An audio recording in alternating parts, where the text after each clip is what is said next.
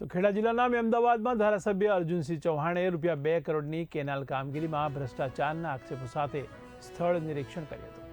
ત્યારે હથોડી લઈને પહોંચેલા ધારાસભ્યએ 800 મીટર કેનાલ ડિમોલિશન કરાવતા મામલો ચર્ચામાં આવ્યો છે। ત્યારે ઘટનાને પગલે સિંચાઈ વિભાગે ગુણવત્તાની તપાસ શરૂ કરી છે।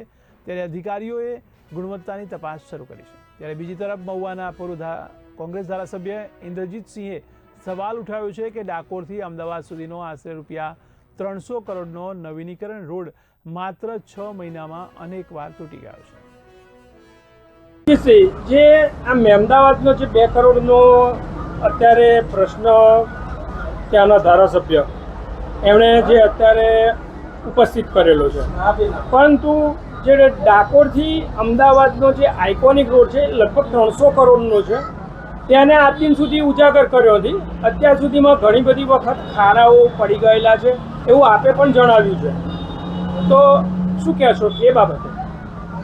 અત્યારે હાલ જે અમદાવાદનો પ્રશ્ન ઊભો થયો છે, સિંચાઈ વિભાગની જે કેનાલ છે એ 2 કરોડની જે કેનાલમાં સરકારે મંજૂર કરેલા છે, એ કેનાલમાં જે કામ કર્યું છે જે તે કોન્ટ્રાક્ટરે અને જે તે અધિકારીઓએ, તો એ કામ ત્યાંના જે પ્રોપર ખેડૂતો છે સ્થાનિક, એ લોકોએ જે તે ધારાસભ્યને રજૂઆત કરી।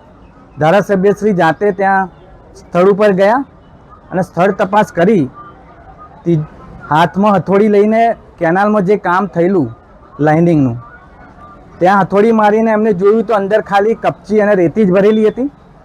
એટલે ધારાસભ્ય પોતે બી સ્વીકાર્યું કે ભાઈ આ ભાજપ સરકારમાં ભ્રષ્ટાચાર જ થઈ રહ્યો છે, લોકોના ટેક્સના રૂપિયા આ રીતે અધિકારીઓ અને નેતાઓ પોતાના ખિસ્સાઓ ભરે છે। અને બીજો મારો પ્રશ્ન છે કે અમદાવાદથી ડાકોર યાત્રાધામનો જે રોડ છે, આઇકોનિક રોડ, એમાં સરકારશ્રીએ 300 થી 400 કરોડ રૂપિયા ફાળવેલા છે।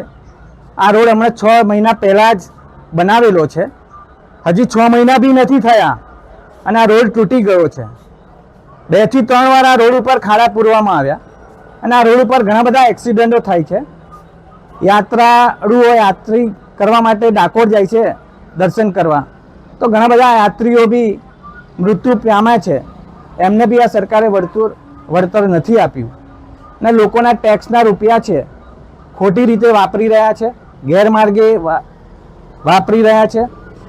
જે તે અધિકારી અને નેતાઓ પોતાના ખિસ્સાઓ ભરે છે, આ લોકોના ટેક્સના રૂપિયા છે, કામ એમનું સારું નથી, ક્વોલિટી અને ક્વોન્ટિટી સારી રીતે વાપરતા નથી।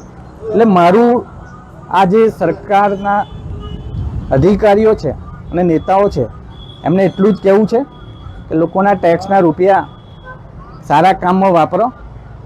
આવી રીતે ખોટા વારંવાર રસ્તાઓ બનાવી અને પોતાના જે ખિસ્સાઓ ભરે છે એ ના ભરે અને લોકોના ટેક્સના રૂપિયા સારા માર્ગે વાપરે એવી મારી સરકારને વિનંતી છે।